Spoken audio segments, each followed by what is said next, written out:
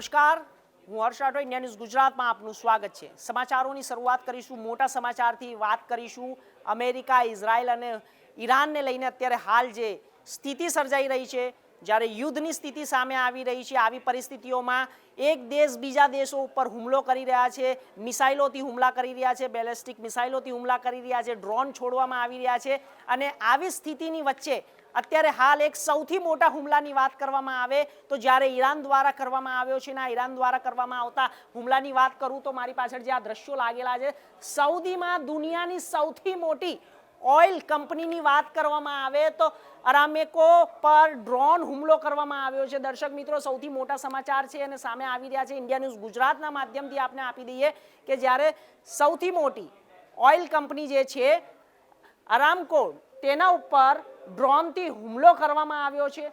અને આ દ્રશ્યો જોઈ શકો છો, ત્યાં ઓઇલ કંપનીના દ્રશ્યો છે અને આ ઓઇલ કંપનીના દ્રશ્યોની અંદર ત્યાં હાલ આપને જે જણાવી રહ્યો છું તે સામે આવી રહ્યું છે કે તેના ઉપર બંને દેશો એકબીજા ઉપર હુમલા કરી રહ્યા છે। તે દરમિયાન અત્યારે હાલ સાઉદી અરેબિયાની અંદર સૌથી મોટી જે ઓઇલ કંપની છે અરામેકો, તેના ઉપર હુમલો કરવામાં આવ્યો છે। અને આ સાથે આપ જે દ્રશ્યો જોઈ શકો છો કે અમેરિકા ઇઝરાયલ વર્સિસ ઈરાન યુદ્ધ, તો આ વાત કરવામાં આવે મધ્ય પૂર્વમાં વકરી રહેલા યુદ્ધની વાત કરી રહ્યો છું। સાથે ભયાનક અસર હવે વૈશ્વિક ઉર્જાઓ બજાર પર પણ પડી રહી છે।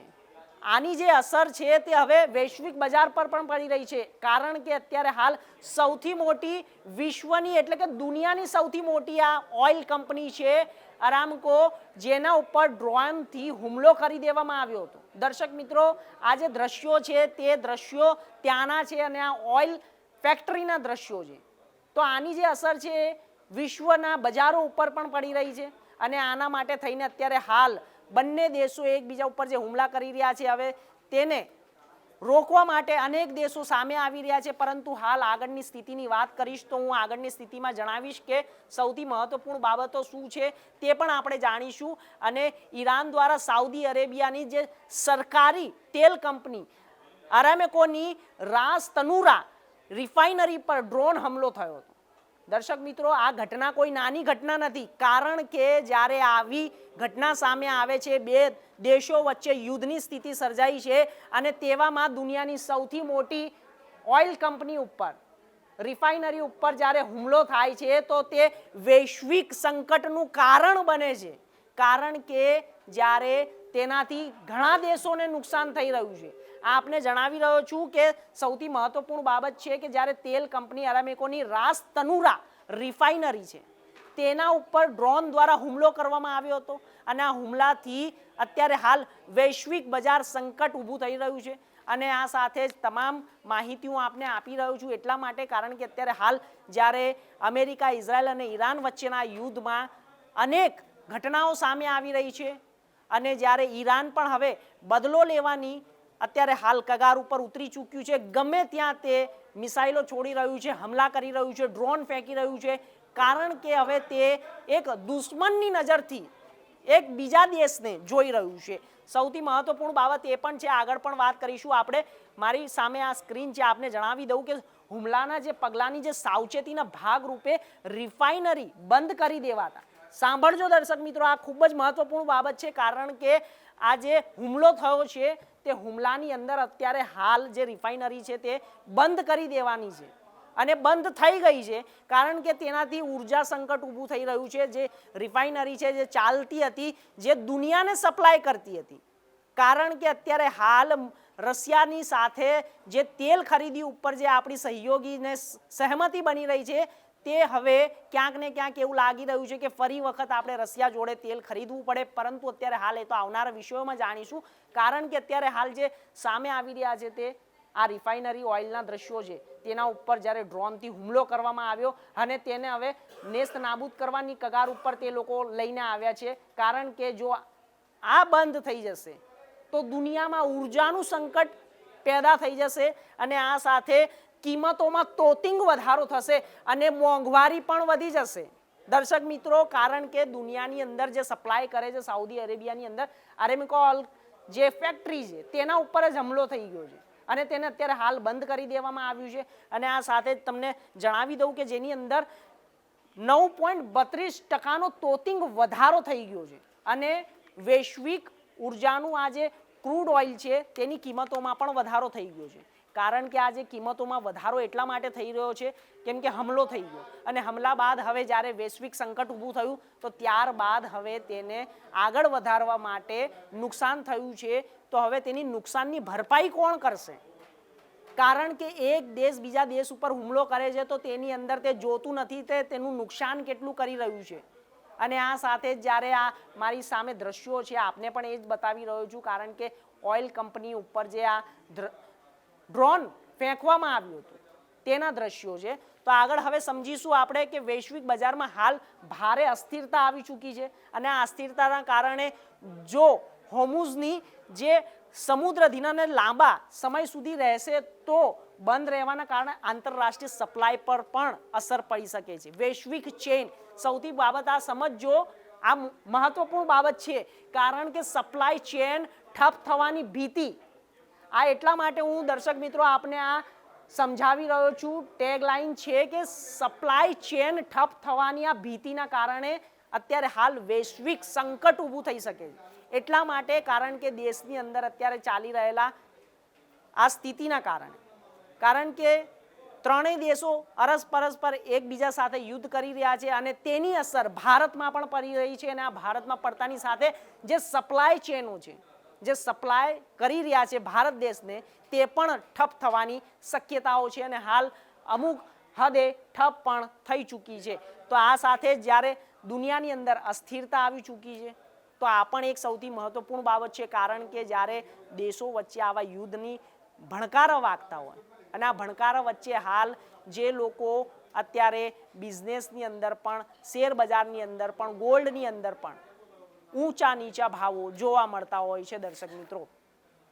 તો હવે આગળ વાત કરીશું કે જ્યારે આ હુમલાને લઈને જે સાઉદી અરેબિયામાં ઓઇલ કંપની હતી તેની અંદર પણ તેમને હુમલો કર્યો હતો. હવે વાત આગળ આવી રહી છે જ્યારે અબુધાબીનું BAPSનું મંદિર છે તે 9 માર્ચ સુધી બંધ રહેશે. દર્શક મિત્રો આપને જણાવી દઈએ એટલા માટે કારણ કે જે અત્યારે હાલ યુદ્ધની સ્થિતિ સર્જાયેલી છે, જ્યારે ઈરાન દ્વારા પણ અત્યારે હાલ યુદ્ધ કરવામાં આવી રહ્યું છે અને તેના દ્વારા જે મિસાઇલો છોડવામાં આવી, ડ્રોન એટેક કરવામાં આવી રહ્યા છે, હવે તે ડ્રોન અટેકને કારણે અત્યારે હાલ અબુધાબીની અંદર BAPSનું મંદિર છે તે 9 માર્ચ સુધી બંધ રહેશે, સંપૂર્ણપણે બંધ રહેશે અને આ તેની એડવાઇઝરી જાહેર કરી દીધી છે, ઇમ્પોર્ટન્ટ અનાઉન્સમેન્ટ જાહેર કરી દીધું છે, એ પણ આપ જોઈ શકો છો. અને આ સાથે આ સ્વામિનારાયણ મંદિર છે અને સ્વામિનારાયણ મંદિરને પણ 9 માર્ચ સુધી બંધ રાખવાની અત્યારે હાલ કવાયત હાથ ધરવામાં આવી છે. તો મિડલ ઇસ્ટમાં તણાવને લઈને અબુધાબીમાં જે સ્વામિનારાયણનું મંદિર છે તે 9 માર્ચ સુધી બંધ રહેશે. આ પણ એક મોટા સમાચાર છે. આપને જણાવી દઈએ કે જ્યારે મિડલ ઇસ્ટની અંદર બે દેશોની અંદર જ્યારે અત્યારે હાલ તણાવ વધી રહ્યો છે તેના કારણે આ સ્થિતિ સર્જાઈ છે અને આ સ્થિતિને લઈને અત્યારે હાલ જે અબુધાબીની અંદર BAPSનું સ્વામિનારાયણ મંદિર છે તે 9 માર્ચ સુધી બંધ રહેશે. તો આગળ આપણે જણાવી દઈએ કે સૌથી મહત્વપૂર્ણ બાબત એ પણ છે, યુદ્ધ વધે તો તમામ નાગરિકોની વાત કરો. આ સાંભળજો કે શા માટે ભારત માટે આ સ્થિતિ ગંભીર છે. એટલા માટે હું તમને સમજાવી રહ્યો છું કે શા માટે ભારત માટે આ સ્થિતિ ગંભીર છે. યુદ્ધની જે સ્થિતિ છે એ ભારત માટે ગંભીર છે. તો આપણે પણ સાવચેતીના પગલાં રૂપે ચાલવું જોઈએ અને તમામ જે સાવચેતીના પગલાં છે તે ભરવા જોઈએ. તો તે ભારત ભરી રહ્યું છે, વિદેશ મંત્રી પણ ભરી રહ્યા છે, રક્ષા મંત્રી પણ ભરી રહ્યા છે, ભારતના પ્રધાનમંત્રી પણ ભરી રહ્યા છે સાવચેતીના પગલાં. કારણ કે આપણા માટે આ ગંભીર છે, આ યુદ્ધ છે એ ગંભીર છે. તો અમેરિકા ઇઝરાયલ વર્સિસ ઈરાનના યુદ્ધની અંદર સૌથી મોટા જે સમાચાર સામે આવી રહ્યા છે તે એ છે કે યુદ્ધ વધે તો તમામ નાગરિકોને સુરક્ષા માટે ભારતમાં સૌથી મોટી જે પડકારરૂપ બની શકે તે શું છે? યુએઈના જે વચ્ચે વાર્ષિક જે $100 અબજ જે વૈશ્વિક વેપાર છે તે અટકી જશે. દર્શક મિત્રો, આ કોઈ નાના આંકડા નથી બતાવી રહ્યો. યુએઈ વચ્ચે અને ભારત વચ્ચે વાર્ષિક જ્યારે $100 અબજ વેપાર થાય છે. દર્શક મિત્રો, હું એટલા માટે આપને સમજાવી રહ્યો છું કે જ્યારે કોઈ દેશમાં યુદ્ધ જેવી સ્થિતિ સર્જાય તો ભારત ઉપર કેમ સંકટ ઊભું થાય છે એનું કારણ પણ આપને જણાવી રહ્યો છું. કારણ કે આ સ્થિતિ ગંભીર છે. સાઉદી અરેબિયા અને યુએઈ અને ભારત વચ્ચે જ્યારે અનેકો પ્રકારના વૈશ્વિક સંબંધોને લઈને પણ પડકારરૂપ બની શકે છે, કારણ કે જો આવી સ્થિતિ આવે તો વાર્ષિક $100 અબજનું નુકસાન થાય, કારણ કે આપણે વાર્ષિક $100 અબજનો વ્યાપાર કરી રહ્યા છે દર્શક મિત્રો. તો આવી સ્થિતિમાં ભારતને પણ અત્યારે હાલ નુકસાન થાય તેવી સ્થિતિ છે.